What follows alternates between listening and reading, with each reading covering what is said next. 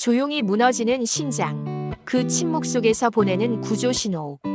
평범한 하루의 이상한 피로.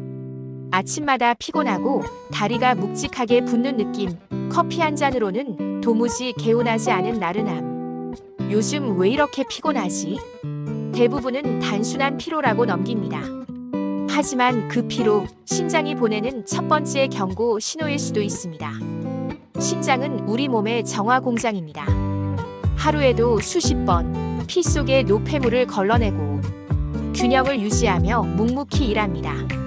그런데 문제는 이 공장은 고장 나도 소리 없이 멈춘다는 것입니다. 신장이 조용히 무너지는 이유. 신장은 통증 신호를 거의 내지 않습니다. 그래서 망가져도 대부분 모른 채 일상을 보냅니다. 가장 큰 원인은 생활 습관입니다. 특히 한국인의 식탁엔 신장에 부담을 주는 3가지가 숨어 있습니다. 첫째, 짜게 먹는 습관. 국물까지 비우는 라면, 찌개, 젓갈. 염분은 신장이 처리해야 할 쓰레기 양을 폭발적으로 늘립니다. 둘째, 과도한 단백질 섭취. 건강을 위해 닭가슴살, 단백질 쉐이크를 챙기지만 이미 신장이 지쳐 있다면 그 단백질은 독이 됩니다. 셋째, 단 음료와 가공식품.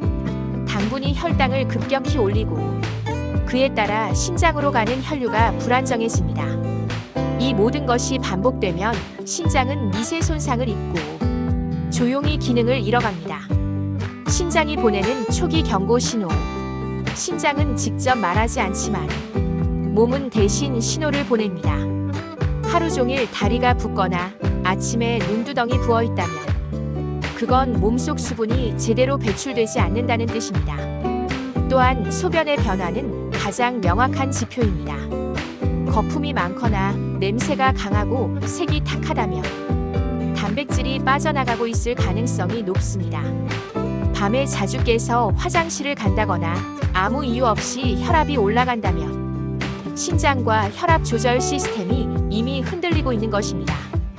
이 시점이 바로 되돌릴 수 있는 마지막 기회입니다. 신장은 다시 회복할 수 있을까? 많은 사람들은 신장 질환을 끝이라고 생각합니다. 하지만 놀랍게도 신장은 재생 능력이 있는 장기입니다. 손상된 세포 일부는 회복이 가능하며 나머지는 남은 세포가 이를 나누어 맞습니다. 다만 회복에는 조건이 있습니다. 그 조건이 바로 습관 리셋 루틴입니다. 신장을 되살리는 5가지 루틴. 첫 번째, 염분 리셋. 하루 나트륨 섭취량을 절반으로 줄이세요. 국물은 남기고 간은 심심하게. 신장은 짠맛을 덜어내는 순간 숨을 돌립니다. 두 번째, 수분 밸런스. 물은 많이 마시는 것보다 꾸준히 나누어 마시는 것이 중요합니다.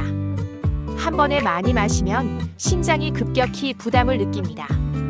아침 기상 후, 식사 후, 잠자기 전 6에서 8번 정도가 이상적입니다. 세 번째, 단백질 조절. 과유불급. 근육을 키우기 위한 단백질이 오히려 신장을 지치게 할 수 있습니다. 하루 단백질 목표는 체중 1kg당 0.81g 정도면 충분합니다. 네 번째, 가벼운 유산소 운동. 땀을 통해 노폐물을 일부 배출하고 혈류를 개선해 신장의 순환을 돕습니다. 걷기 30분, 꾸준히 하는 것이 약보다 강합니다. 다섯 번째, 수면과 스트레스 관리. 신장은 밤에 회복합니다. 수면 부족은 회복 시간을 빼앗고 스트레스는 혈압을 올려 신장을 압박합니다. 하루 7시간의 숙면이 가장 강력한 치료제입니다. 신장이 건강해지면 달라지는 것들. 신장이 회복되면 가장 먼저 피로감이 줄고 붓기와 무기력이 사라집니다. 혈압이 안정되고 정신적 집중력이 돌아옵니다. 무엇보다 놀라운 건 몸이 가벼워지고 다시 일어설 힘이 생긴다는 것. 이건 단순한 의학이 아니라 몸이 다시 균형을 되찾았다는 신호입니다. 신장은 당신을 믿고 있다. 신장은 늘 조용히 우리를 지켜줍니다.